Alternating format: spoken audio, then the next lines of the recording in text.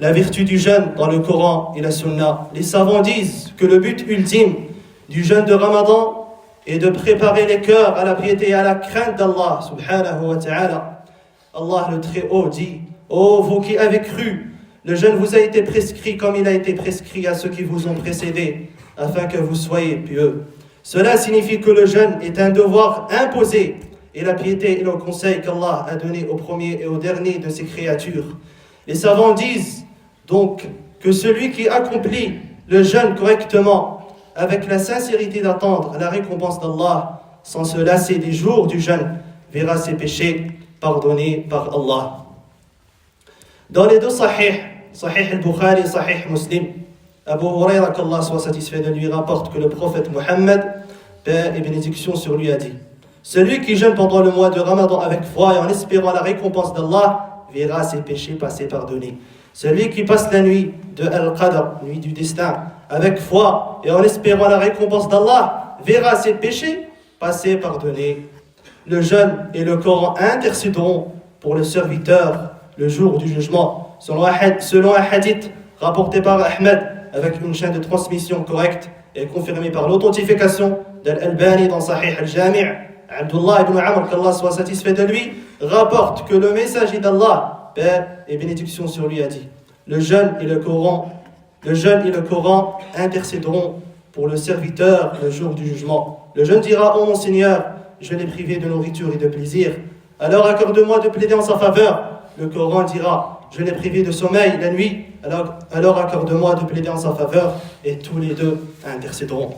Le jeûne est une cause d'entrée au paradis et de jouissance de ses délices. Dans les deux Sahih, Sahl ibn Sa'd, qu'Allah soit satisfait de lui, rapporte que le prophète Mohammed, paix et bénédiction sur lui, a dit: dans le paradis, il y a une porte appelée Ar-Rayyan,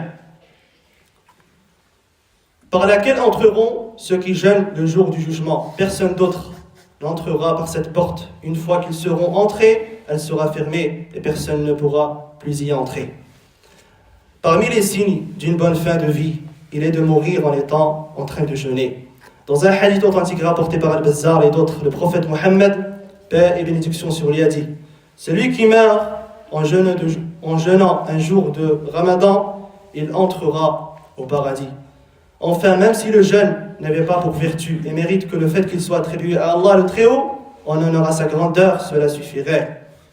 Dans les deux Sahih, Abu Huraira, qu'Allah soit satisfait de lui, rapporte que le prophète Mohammed, paix et bénédiction sur lui, a dit: Allah le Très-Haut a dit: toutes les actions du fils d'Adam lui appartiennent, sauf le jeûne. Il est pour moi et c'est moi qui en récompenserai. Et l'odeur de la bouche du jeûneur est plus agréable auprès d'Allah que celle du musc. Il existe également un avertissement concernant la rupture du jeûne durant le mois de Ramadan, sans excuse légale. L'imam al-Dhahabi, qu'Allah lui accorde sa miséricorde, a dit: il est bien établi chez les croyants que celui qui abandonne le jeûne de Ramadan sans être malade est plus coupable que le fornicateur et l'alcoolique. Certains doutent même dans son islam et le soupçonnent d'hérésie, de corruption. Parmi les bienfaits du jeûne, selon les avis des savants,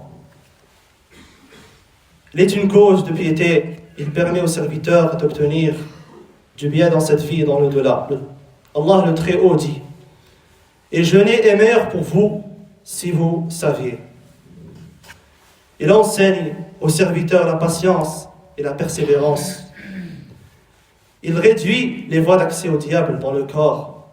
Il empêche l'orgueil et la supériorité sur les autres. Car lorsque le riche, le pauvre, le noble et le modeste jeûnent, le serviteur se rappelle qu'il n'y a de supériorité parmi les gens que par la piété, et que tous les hommes sont égaux devant les lois d'Allah. Il incite à la bienfaisance envers les pauvres et les nécessiteux. Lorsque le jeûneur ressent la faim, cela lui rappelle ceux qui sont dans le besoin. Ce qui l'incite à être généreux et bienveillant. Barakallahu fikum, qarab wal ikhwan kiram, avancez les frères, barakallahu fikum, il y a des gens après vous.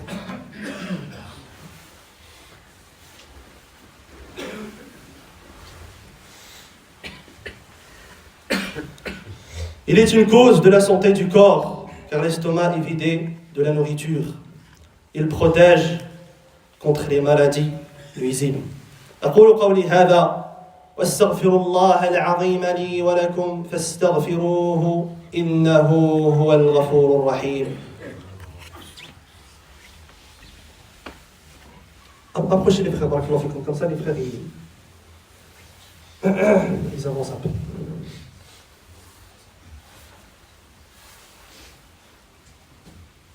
التخلف عن الناس والجمعة لا يجوز،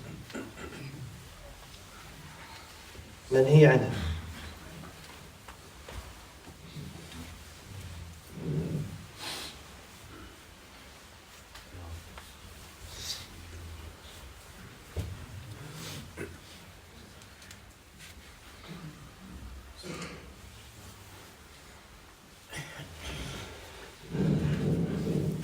الحمد لله رب العالمين، وأصلي وأسلم على نبينا محمد وعلى آله وصحبه أجمعين. أما بعد. Les règles de conduite à respecter durant le mois de Ramadan. Premièrement, ne pas manger excessivement la nuit, car une consommation excessive de nourriture mène à la paresse et à la léthargie dans l'accomplissement des actes d'adoration. Deuxièmement, accélérer le repas de l'iftar, la rupture du jeûne, et retarder le repas du suhour, le repas avant l'aube. Dans un hadith authentique rapporté par Ibn Hibban, dans son sahih, le prophète Mohammed, paix et bénédiction sur lui, a dit: Allah et ses anges prient pour ceux qui prennent le suhour. Et dans les deux sahih, Sahih al-Bukhari et Sahih Muslim, Sahl ibn Sa'd, qu'Allah soit satisfait de lui, rapporte que le prophète Mohammed, paix et bénédiction sur lui, a dit: tant que les gens accélèrent l'iftar, ils resteront dans le bien. Troisièmement, faire des invocations lors de la rupture du jeûne.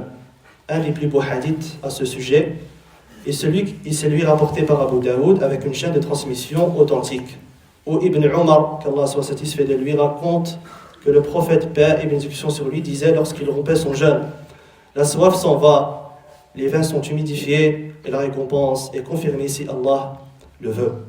Il existe d'autres règles de conduite et vous pouvez les consulter dans les sources appropriées.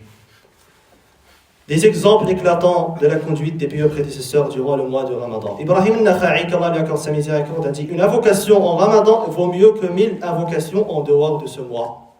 Az-Zuhri, qu'Allah lui accorde sa miséricorde, disait: lorsque le Ramadan arrive, il n'y a que la lecture du Coran et l'alimentation des nécessiteux.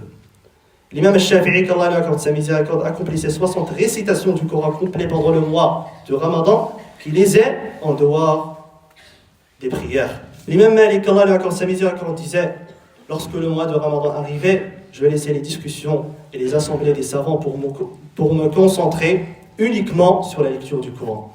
Al-Hassan al-Basri, qu'Allah lui accorde sa miséricorde, disait: Allah a fait de Ramadan une course où ses créatures s'élancent dans l'obéissance pour atteindre sa satisfaction. Certains ont pris de l'avance et ont réussi, tandis que d'autres sont restés en arrière et ont échoué. Il est étonnant de voir quelqu'un rire et jouer au jour où les bienfaiteurs réussiront et où les perdants échoueront. On a dit à Al-Affan ibn Qais, qu'Allah lui accorde sa miséricorde: tu es un vieil homme et le jeûne te fatigue. Il répondit: je me prépare pour un long voyage et la patience dans l'obéissance à Allah est plus facile que la patience face à son châtiment. Je termine cette rencontre avec ces vers magnifiques. Ramadan est arrivé, le chant des adorateurs, pour purifier les cœurs de la corruption.